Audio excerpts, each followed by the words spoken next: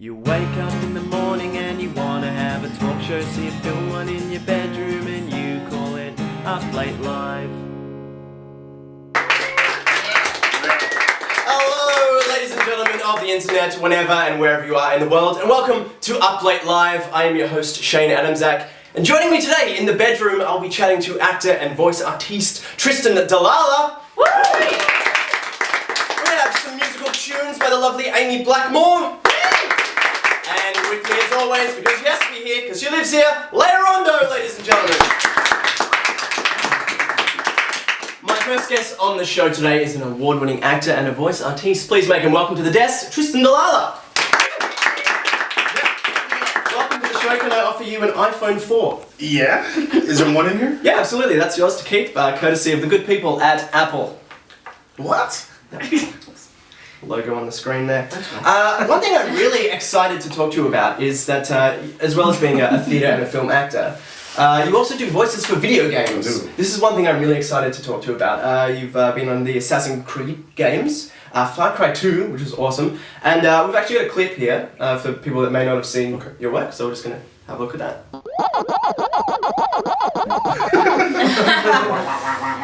Exactly. Amazing. So that must be a pretty fun gig. It is. It's yes. How is that different to performing for film or TV? So nowadays video games have changed so much. When you're doing a video game, it's almost like doing the best play and the best movie at the same time.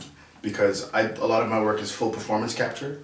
And so we'll be in the full mocap, the motion capture suits. Wow. So the room is filled with cameras capturing your body's movement. You have a helmet capturing your face movement, and you have microphones capturing your voice all at the same time. Do you ever wear the thing with the ping pong balls all over it? That's the suit with for the motion capture. Have you ever taken it home? Never. Yet. I know as an actor, every now and then, as a paid actor, you end up with strange gigs. You said as a paid actor? Yeah. Is there any other kind? No, of course not.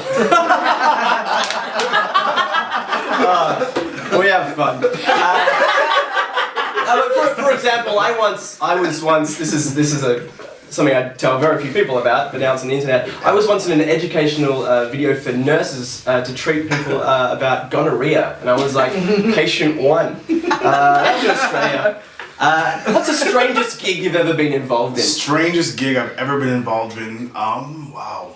It must be either my first Fringe show I ever did, or something that I don't talk about anymore. So, but it'll surface one day. So. Well, what was the first Fringe show you ever did? It was this play called Mojo: A Black Love Story, where I drank half a bottle of rum on stage every show. Real rum? Yeah. Wow. It was kind of an experiment in rehearsal, but then we decided, well, why not just try it? It's a Fringe show, and 6 performances. What's the worst that could happen? And then. Do you remember any of those shows? That's the worst that happened. Wow. But it was an amazing show, amazing turnout, great experience. We were in Tangent in the dance space doing a play, so it was good floors and a learning lesson, definitely. What about the flip side of that? Yeah. What's some of the greatest gigs you've ever done? The things that you're most proud of. That's a loaded question. What am I most proud of? Not that anything else makes me ashamed, but a lot of the video game work I get to do now is pretty fucking amazing, as well as I just recently did this show called the Mahalia Jackson Musical, based on the life of gospel singer Mahalia Jackson, and I got to play all of the male roles, namely Martin Luther King Jr., and it was just incredible experience. So. Excellent. What is your dream role? Despite, age, sex, height, any of that kind of stuff. Any role that, if that wasn't the question, you would love to play. For example, I'd really like to play rock and roll Woody Allen in space. Nice.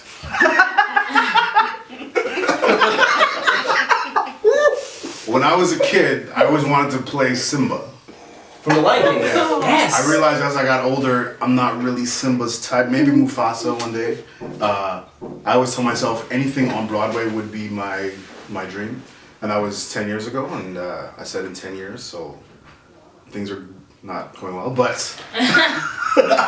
No, things are going well. But I always say my next project is my favorite one, so... Excellent. I'd like to play a little game with you now. Yes. I've enjoyed your extensive resume on your website. I've gone through all your roles, and we're going to play a little game called Was This Your Role? So the way Is this for me or is this for everyone? This is for you to play. This is the way it's going to work. I'm going to read out some roles. You have to tell me whether that was a role you played or not, and you get a bonus point if you can tell me what production it was involved in. Okay. Alright. Oh shit. Alright, so let's test your knowledge of your own career, Tristan. I don't want it. Okay. Did you play Short Orderly? Yes. Yes, you did. Can you remember what it was in? It was in a TV movie called You're Driving Me Crazy. Absolutely correct. Did you play a character called Big Man Manny? I did. Did you play Goat Team member? I did play Gold Team member, yeah. Yes, you did. And what was that in? On Blue Mountain State. Correct, Amundo. Did you play the character Johnny Fisticuffs? No. No, you didn't. I wish you had. That would be amazing. I would watch that. No. Super Dingo. Was that you? Never in life. No, it was not. Super Dingo, no. Martin Luther King Jr. Yes, twice. Yes, we just found that one out. Chuck Cunningham. Was that you? No. No. Wait, Chuck? No. No, No, that was a character from Happy Days. Yes, it was. Did you play the character only known as Styx? No. No, that was also Happy Days. Did you play God?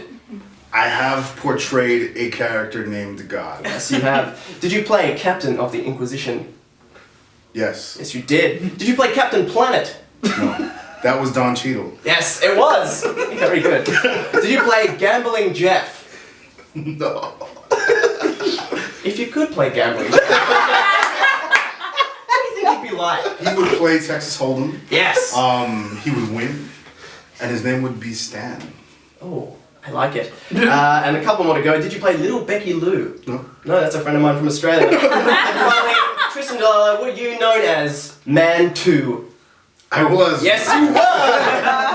We're going to be right back with more Up Late Live straight after this. Tristan D, ladies and gentlemen. I love my avocado container.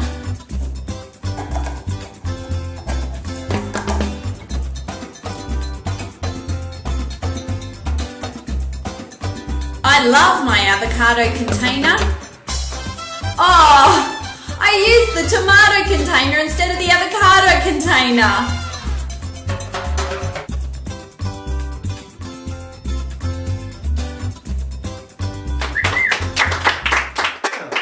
I was just thinking about the Red Hot Chili Peppers. Welcome back to Up Late Live. I'm here in bed with Tristan D, Lalla. We're going to do some rapid fire questions from you guys out there in internet land. If you want to get yours in, you know what to do. Twitter and Facebook right there on the screen. Send us your questions and they'll be on the next episode. It's easy as that. You ready to go? Let's go. Here we go. Al from Facebook wants to know, who hugs better, pandas or drop bears? Pandas. Paul from Facebook wants to know, well, this is a really long one. Why in The Phantom Menace, when Qui-Gon Jinn is facing Darth Maul alone, didn't Obi-Wan Kenobi use Force Speed to catch up with him so they could both be trapped behind the pink power wall together? Because he didn't upgrade his Angry Birds Star Wars game yet. Boom. Jake from Facebook wants to know, if you could have one useless superpower, what would it be? To walk backwards fast. That is useless. Connor from Facebook wants to know, why does a mouse when it spins? The second part of the question is, what's the difference between a duck? These are the people watching the show. The answer is 7. Mike Carosa, ladies and gentlemen, is here. I don't know what I'm doing. Hey, How's it going? Yeah. how you doing? So, Catherine from Twitter wants to know, what's your favourite telephone model?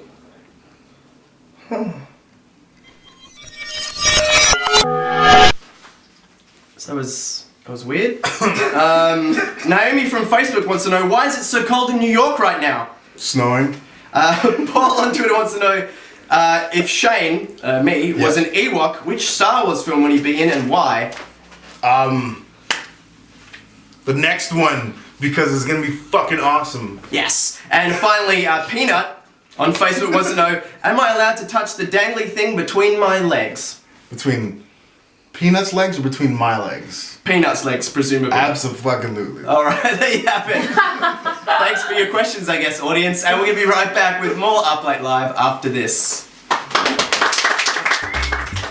Hi guys, it's me, Jane, from Getting Domestic with Jane. Have you not done your food shopping yet? Are you fresh out of snacks? Nothing says snacks more than a dried wheat bix.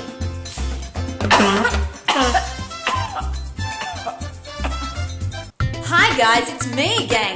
I'm in the fridge with the trusty old egg. These guys have been in there for 2 months. Did you know if I were to put this under an incubator, it could still hatch a chicken? When I found out this fact, it made me feel sick.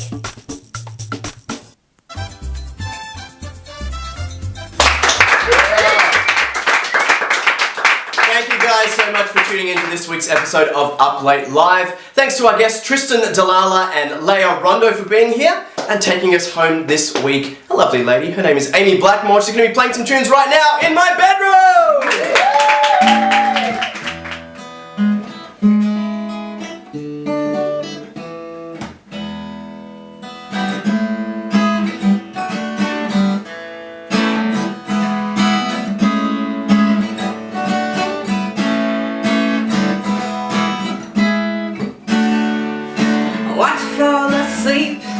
While holding your hands, so I could wake up in some precious dreamland. Side by side, in a field of flowers, we'd walk for hours, bare feet to go by the dew-dripping grass. Do you ever feel the same way? Do you ever feel the same way? Want to hold you closely, so it's just like a dance. Whisper in your ear till it all makes perfect sense. And the only music would be our movements, heartbeats that only we would hear. Do you ever feel the same way? Do you ever feel the same way? It's not like we ever thought about how it would be to be in love. Do you ever feel the same way? Do you ever feel the same way? So this is a part of the song where there's supposed to be a second guitarist, and he wrote the song. His name is James. He's not here. Haven't spoken to him in a really long time. But James, I'm playing your song and I ask your permission. Anyways, this is the part of the song where he busts out the second guitar, and there's this really wicked, beautiful solo that's all about love, and it goes, and it's really great. But I think the reason why I've always loved this song so much is just that it's always just about whatever love means to you. I mean, I'm obviously singing about a relationship, but sometimes love can just be love for Up Late Live. Pretty awesome. Or love could be, I know there's a festival called Fringe coming up that I always love and love to be a part of because it's awesome. I also love cats. And there's a cat here named Blackie, and I just fell in love because my last name is Blackmore. So there you go. Do you ever feel the same way? Do you ever